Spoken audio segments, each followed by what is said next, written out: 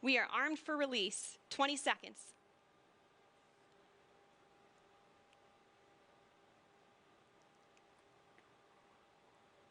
Ten seconds. 5, 3, 2, 1. Release, release, release. Clean release. Ignition. Good rocket motor burn. There's Mach 1, trimming now.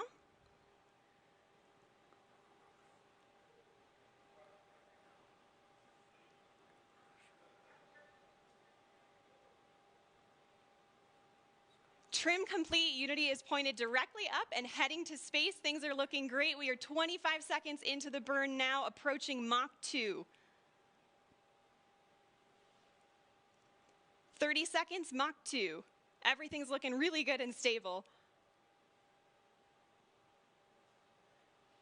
40 seconds. 45 seconds.